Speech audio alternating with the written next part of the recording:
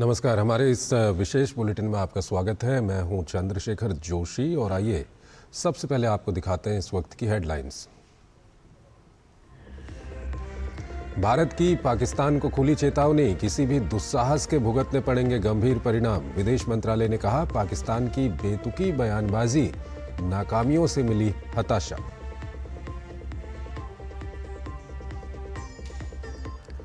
जम्मू कश्मीर में किश्तवाड़ के चशोती इलाके में बादल फटने से भारी तबाही। गृह मंत्री अमित शाह ने एलजी मनोज सिन्हा और मुख्यमंत्री उमर अब्दुल्ला से बात की, हर संभव सहायता का दिया आश्वासन।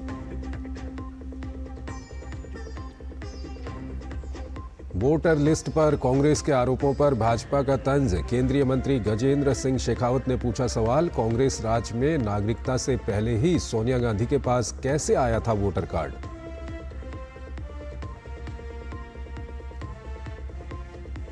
बिहार एसआईआर मामले में सुप्रीम कोर्ट में सुनवाई। एससी ने आयोग से किए सवाल, मृत मतदाताओं के नाम क्यों नहीं हुए सार्वजनिक। 65 लाख मतदाताओं की लिस्ट जारी करने का आदेश।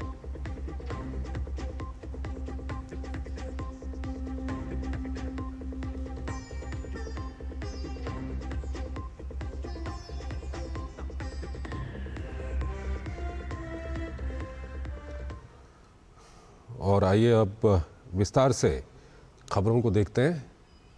और इस वक्त एक बड़ी खबर आ रही है, उस ओर आपको लिए चलते हैं।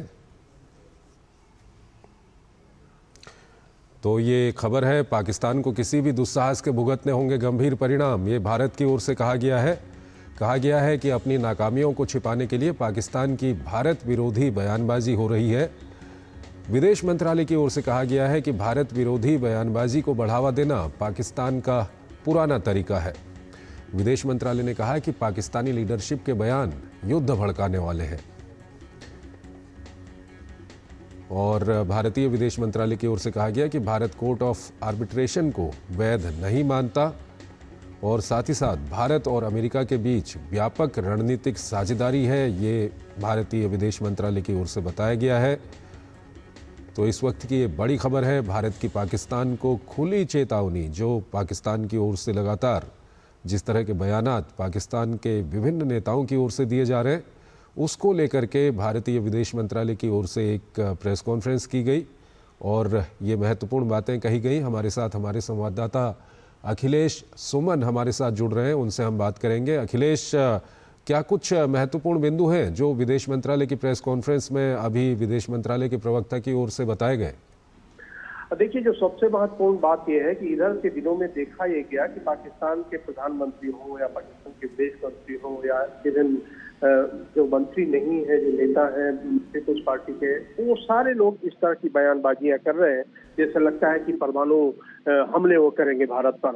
उन्होंने बार बार इस बात का जिक्र किया है कि पाकिस्तान की फर्स्ट यूज पॉलिसी है परमाणु हथियार के मामले में, और खास करके सिंधु जल समझौते के मसले पर उनका कहना ही है कि सिंधु जल अगर रोका गया तो हम कोई भी कदम उठा सकते हैं। तो ये सारी बातें कही गई है और ये सारी बातें इसलिए कही गई है कि भारत ने जब ये कहा कि जब तक पाकिस्तान सीमा पार आतंकवाद को नहीं रोकता तब तक ये जो सिंधु जल समझौता है वो स्थगित है भारत की तरफ से। तो निश्चित तौर पे भारत का यह कहना जो है कि सीमा पार आतंकवाद रोके पाकिस्तान इस पर कोई ध्यान न देके, पाकिस्तान इसको युद्ध उन्माद फैलाने की कोशिश कर रहा है इस मामले पे। तो इसी पे आज जब सवाल पूछा गया तो एक नियमित संवाददाता सम्मेलन विदेश मंत्रालय का आज हुआ, जिस नियमित संवाददाता सम्मेलन में उन्होंने कहा कि पाकिस्तान की अंदरूनी समस्याएं जब बढ़ती हैं तो पाकिस्तान भारत विरोधी बयान देना शुरू करता है और पाकिस्तान के लिए अच्छा ये होगा कि अपनी अंदरूनी समस्याओं पर ध्यान दे।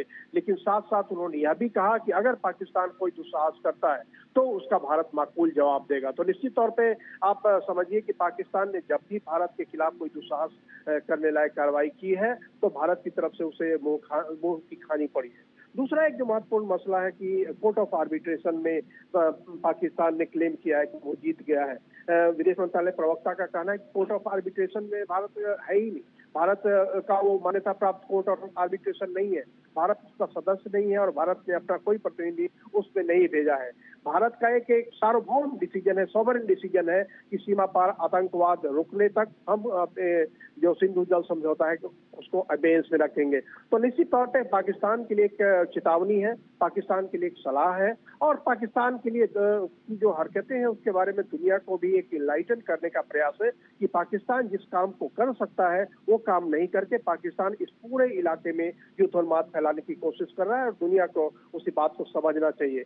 और निश्चित तौर पे आप इसका प्रभाव पड़ेगा, मान लो वर्ल्ड बैंक से पाकिस्तान बार बार कर्ज मांगता है, वर्ल्ड बैंक में भी इस पर सवाल उठेंगे कि सीमा पार आतंकवाद आप क्यों नहीं रोक रहे हैं। सीमा पार आतंकवाद रोकना आपकी जिम्मेदारी है, क्योंकि दुनिया का कोई भी ऐसा फोरम नहीं है जिसमें कि आतंकवाद को रोकने की ताकीद नहीं की गई है। लेकिन इसके बाद भी पाकिस्तान की सीमा पार आतंकवाद की हरकतें रहती है, इसीलिए आज विदेश मंत्रालय प्रवक्ता ने इस तरह का सख्त बयान दिया है और पाकिस्तान को एक्सपोज भी किया है। जी।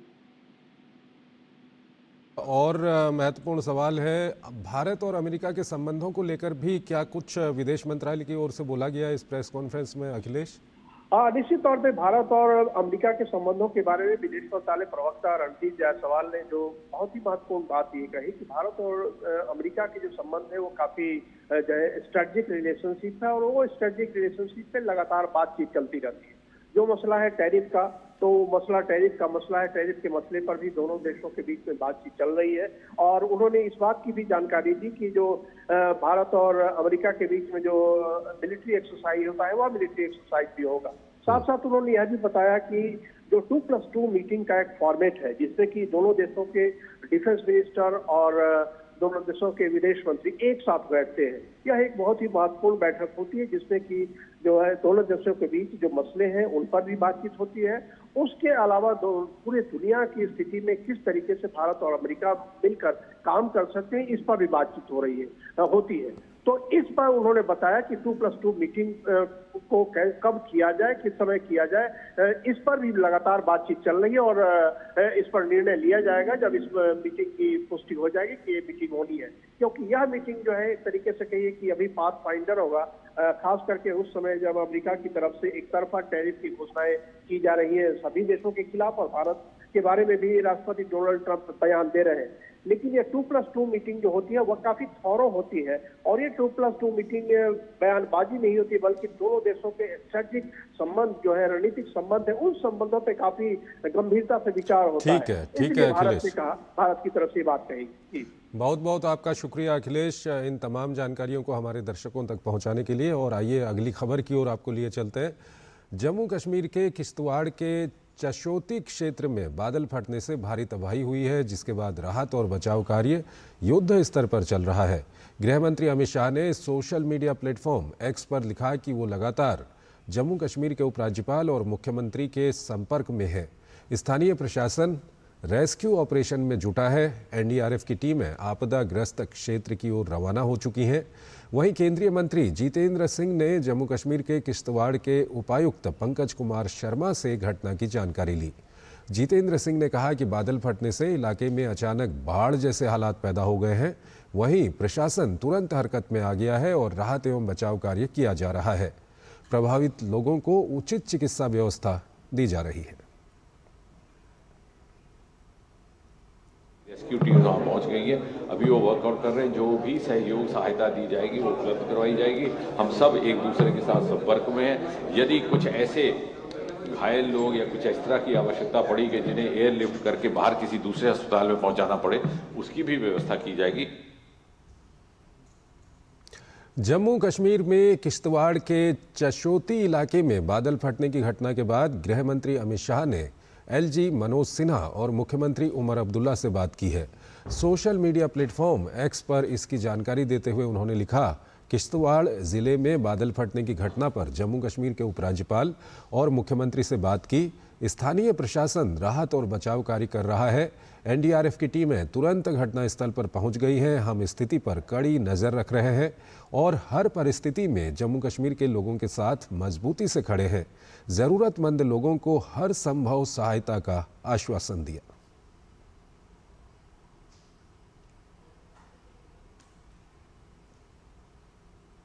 राष्ट्रपति द्रौपदी मुर्मू 79वें स्वतंत्रता दिवस की पूर्व संध्या पर आज राष्ट्र को संबोधित करेंगी।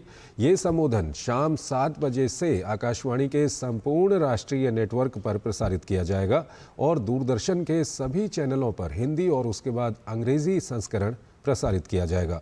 दूरदर्शन पर हिंदी और अंग्रेजी में संबोधन के प्रसारण के बाद दूरदर्शन के क्षेत्रीय चैनलों द्वारा क्षेत्रीय भाषाओं में भी इसका प्रसारण किया जाएगा। आकाशवाणी अपने संबंधित क्षेत्रीय नेटवर्क पर 9:30 बजे क्षेत्रीय भाषाओं में इसका प्रसारण करेगा। स्वतंत्रता दिवस को लेकर आज रात से दिल्ली में यातायात व्यवस्था में बदलाव कर दिया जाएगा। रात 10 बजे के बाद राजधानी दिल्ली की सीमा सील कर दी जाएगी और कॉमर्शियल वाहनों की एंट्री पर रोक लग जाएगी। दिल्ली की अतिरिक्त पुलिस आयुक्त यातायात मोनिका भारद्वाज ने बताया कि 79वें स्वतंत्रता दिवस समारोह को लेकर आज रात 10 बजे के बाद दिल्ली में कॉमर्शियल वाहन नहीं आ सकेंगे। साथ ही हम यातायात व्यवस्था को लेकर समय समय पर अपनी सलाह सोशल मीडिया पर डालते रहेंगे। ट्रैफिक के जो हमारे इंतजाम हैं वो आज रात से ही शुरू हो जाएंगे। इसके अलावा सुबह 4 बजे से जो हमारा प्लेस ऑफ फंक्शन है रेड फोर्ट, वहाँ पे रिस्ट्रिक्शंस लग जाती हैं। जो उसके आसपास के रोड है जैसे कि निषाद राजमार्ग है, आपका एस्प्लेनेड मार्ग है, रिंग रोड हो गया राजघाट से लेकर ISBT कश्मीरी गेट तक, नेताजी सुभाष मार्ग है जो मेन लाल किले के सामने से गुजरता है। इसके अलावा आपका SP मुखर्जी मार्ग हो गया। तो ये जो लोथियान रोड हो गया, इन सब रोड्स पर ट्रैफिक रिस्ट्रिक्टेड रहेगा। जो इनवाइटीज हमारे फंक्शन अटेंड करने के लिए आ रहे हैं और जिनके पास पार्किंग के लेबल्स हैं, सिर्फ वो गाड़ियां ही इन सब रोड्स पर मूव कर पाएंगी। 79वें स्वतंत्रता दिवस के अवसर पर अल्पसंख्यक कार्य मंत्रालय द्वारा लगभग 100 से अधिक बच्चों को राष्ट्रीय राजधानी दिल्ली में आमंत्रित किया गया।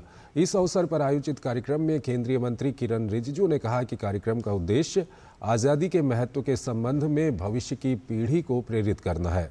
उन्होंने कहा कि स्वतंत्रता केवल एक शब्द नहीं है बल्कि हमारे पूर्वजों के बलिदान की गाथा है। इस मौके पर उन्होंने युवाओं से आग्रह किया कि वो देश के विकास में सक्रिय भूमिका निभाएं। कार्यक्रम में केंद्रीय राज्य मंत्री जॉर्ज कुरियन सहित अल्पसंख्यक मंत्रालय के अधिकारी और कर्मचारी भी शामिल हुए। मिनिस्ट्री ऑफ माइनॉरिटी अफेयर्स ने सिख कौम के युवाओं के साथ इंटरेक्शन कार्यक्रम बनाया है और ये बच्चे स्वतंत्रता दिवस में प्रधानमंत्री जी का गेस्ट के रूप में वहाँ रेड फोर्ट जाएंगे और वहाँ भाषण भी सुनेंगे और आज़ादी का महोत्सव में मिलकर के सेलिब्रेट करेंगे। बच्चे वहाँ हमारा प्रधानमंत्री का संग्रहालय है, वहाँ भी जाएंगे और अलग अलग पार्टी के अलग अलग प्रधानमंत्रियों ने क्या काम किया, कैसे देश को आगे ले गया, ये जो जर्नी है इनका भी ये लोग एक साक्षी बनेंगे। कार्यक्रम में शामिल बच्चों में भी काफ़ी उत्सुकता देखी गई। उनका कहना था कि ये उनके लिए बहुत हर्ष का विषय है कि उन्हें इस खास आयोजन में आमंत्रित किया गया। मैं आज तक जैसे दिल्ली में रहता हूँ, आज तक तो गया नहीं हूँ, बट आज मौका मिलेगा। बचपन से टीवी पे ही देखते आए हैं या फिर परेड देखते आए हैं दूसरी, बट कल हमें पहली बार मौका मिलेगा जाने का, वो भी एज अ चीफ गेस्ट, तो बहुत ही उत्साह है। खुशी है क्योंकि मैंने कभी सोचा ही नहीं था। हमेशा लाल किला देखा था और गए भी हैं, ऐसा नहीं गए, बट इस बारी बहुत डिफरेंट होगा क्योंकि हम एज अ स्टूडेंट भी जा रहे हैं, हम एज अ गेस्ट भी जा रहे हैं। ये फर्स्ट टाइम है हमारा, तो बहुत ज़्यादा एक्साइटमेंट होती है और बहुत बहुत धन्यवाद प्रधानमंत्री जी का, मोदी जी का। और मैं इस बात पे भी खुश हूँ कि हमें special as a special guest first time government ने बुलाया है and it is a once in a lifetime opportunity for us. And मैं थैंक्स बोलूँगा Kiran Rijiju and prime minister Modi का कि उन्होंने हमें इतनी स्पेशल अपॉर्चुनिटी दी।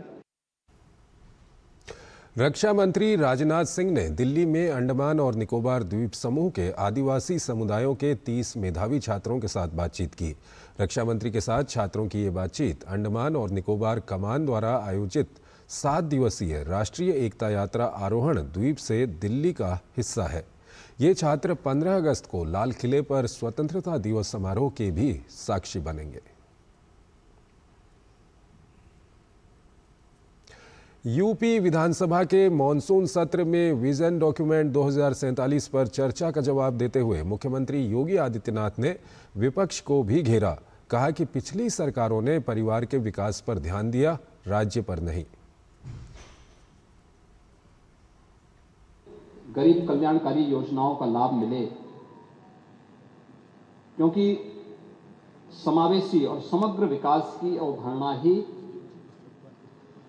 विकसित उत्तर प्रदेश और विकसित भारत की संकल्पना को साकार कर सकता है। लेकिन मैं उस विजन को देख रहा था जो विकास की कम, सत्ता की ज्यादा बात है। आपका परिवार डेवलपमेंट अथॉरिटी भी उसी का नमूना है। यही है,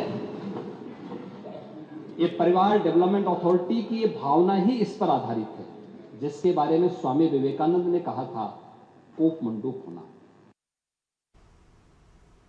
समाजवादी पार्टी ने विधायक पूजा पाल को पार्टी से निष्कासित कर दिया है। पार्टी ने विधायक पूजा पाल को अन्य पदों से भी हटा दिया है। इसके अलावा वो किसी कार्यक्रम में भी हिस्सा नहीं लेंगी। ये कार्रवाई पूजा पाल द्वारा मुख्यमंत्री योगी आदित्यनाथ की कानून व्यवस्था को लेकर सार्वजनिक रूप से प्रशंसा करने के कुछ ही घंटों बाद हुई। उन्होंने अतीक अहमद जैसे अपराधियों पर कार्रवाई कर न्याय दिलाने के लिए मुख्यमंत्री को धन्यवाद दिया था। वहीं इस निष्कासन पर पलटवार करते हुए पूजा पाल ने इसे पिछड़ों का अपमान बताया है और पार्टी की पीडीए नीति पर ही सवाल खड़े कर दिए हैं। उन्होंने कहा कि वो पहले एक पीड़ित हैं और बाद में विधायक और अपने बयान पर आज भी कायम है। जब से अतीक अहमद का खात्मा हुआ, जब से उसको मिट्टी में मिलाया गया, मैं तब से मैंने माननीय मुख्यमंत्री जी की तारीफ की। मैंने क्या गलती की? जिस तरह से पीडीए की ये बात करते, मैं भी तो पिछड़ी जात की हूँ, और उसके बाद ये जो पीडीए का नारा दे रहे हैं, आज तो एकदम साबित कर दिया कि पीडीए के खिलाफ थे, हैं और रहेंगे। खबरें अभी और भी हैं, लेकिन पहले एक छोटा सा ब्रेक। जब धरती चीर कर निकलता है लोहे का पत्थर और मिलता है मोंगिया के जोश से, फिर तपता है, पिघलता है और बनता है फौलाद। अब होता है सरिया सारी खूबियों के साथ। मोंगिया स्टील, मजबूत देश का मजबूत सरिया। स्वागत है आपका। ब्रेक के बाद बिहार में वोटर लिस्ट के विशेष सघन पुनरीक्षण यानी एसआईआर पर सुप्रीम कोर्ट में आज भी सुनवाई हुई।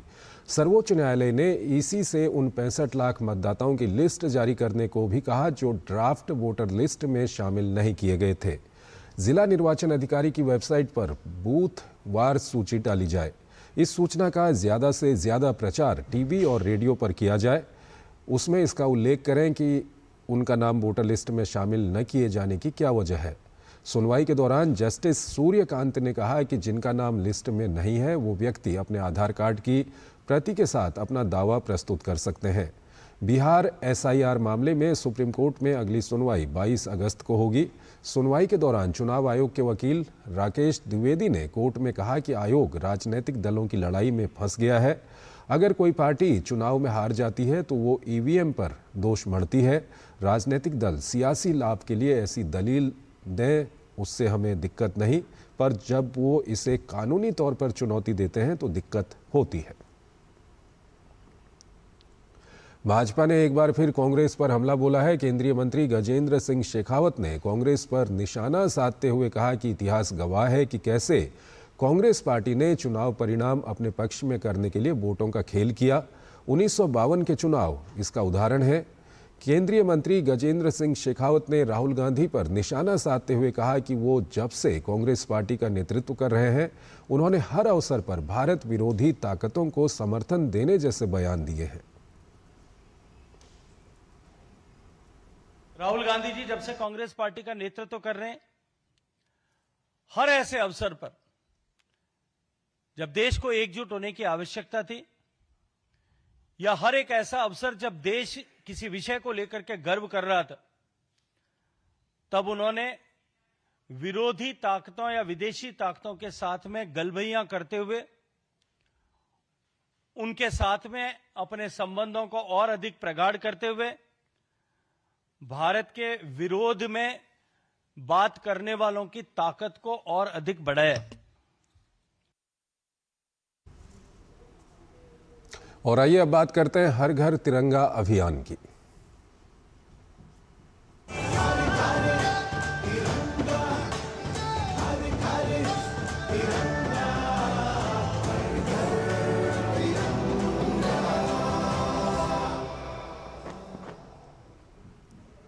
आगामी 15 अगस्त को जश्न आज़ादी से ठीक एक दिन पहले ही आज जम्मू कश्मीर के रियासी में पूरे जोर शोर से तिरंगा यात्रा निकाली गई। रियासी की डीएम निधि मलिक ने भी तिरंगा फहराते हुए तिरंगा रैली में भाग लिया। तिरंगा रैली में आमजन और स्कूली बच्चों ने भी भाग लिया। डीएम निधि मलिक ने कहा कि पीएम मोदी के विजन को देखते हुए हम तिरंगा यात्रा निकाल रहे हैं।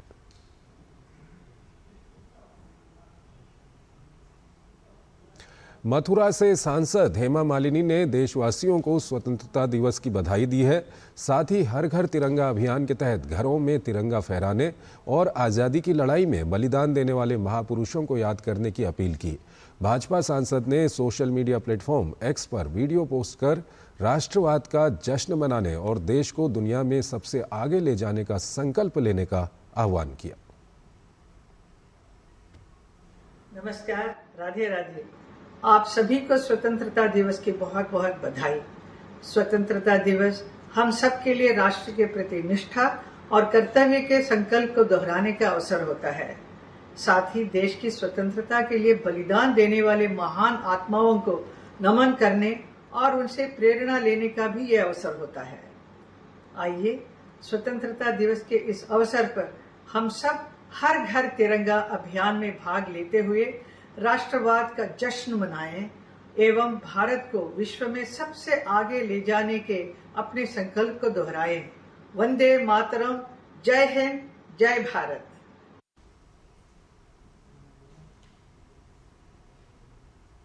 तो इस बुलेटिन में फिलहाल इतना ही। आप बने रहिए डीडी न्यूज़ के साथ। नमस्कार।